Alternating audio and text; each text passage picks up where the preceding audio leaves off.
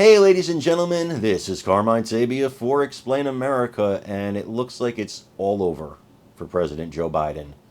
Before we get started, please make sure you like, comment, share, and subscribe. Those little things really help us out, and they help our channel continue to grow. And if you love President Trump as much as we do, hit that join button and become a member of this channel. Guys, it has been an epic, monumental, historic fall for Joe Biden. And I can't think of anything in modern history to even compare it to.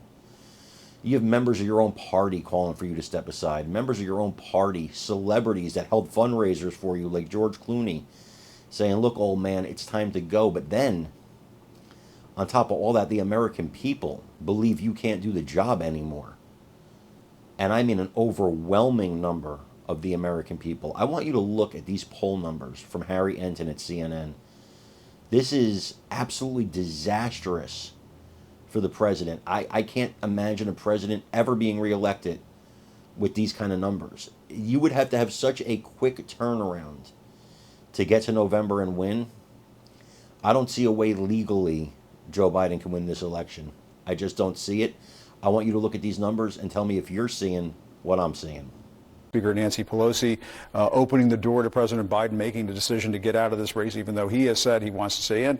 We're seeing a lot of movement in these battleground polls, and I'm wondering if you could walk us through that, show us why there's some heartburn, a lot of heartburn in the Democratic Party right now. You know, Jim, we've been talking a lot about the national polls, but of course the race is won or lost in the Electoral College, and I just really want to give an indication here that Donald Trump is favored at this particular point. That's the bottom line. You know, if the election were held today, according to the Cook Political Report, 268 electoral votes are either leaning or solid in his direction versus just 226 for Joe Biden. The only real toss-ups are up here in the Midwest, right? Wisconsin, Michigan, and down the Great Lakes in Pennsylvania. And I will tell you, Jim, that I've been looking and talking with folks on the internal polls in these individual states up here in that Midwest region.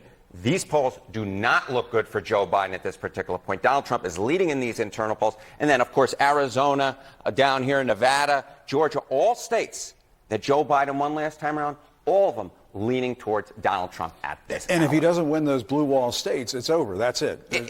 If he wins, if he doesn't win he has to any run one of these, he has to run the table. He has to win all of these states. And I know from the internal data that I've been talking to folks, he's not ahead in a single one of them right now. And Harry, you're also looking at Google searches and what that might, there's some of that data and what that might mean for the Biden campaign. What can you tell us? Yeah, you know, we've had this old saying, you always want the attention to be on Donald Trump. That you don't want it to necessarily be a referendum on Joe Biden. Days Biden has led Trump in Google searches. Pre-debate, look at this. He led in just 1% of the days. I think there were 2 days out of all of the days early on this year in which Joe Biden actually led Donald Trump in Google searches. But look post-debate.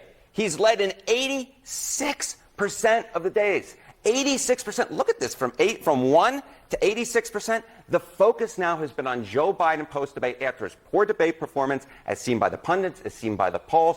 People are paying attention to Joe Biden, which is not what he wants and is very different from what we saw earlier on this year. And we should point out, I mean, there's a lot of time left before the November election. I was talking with Larry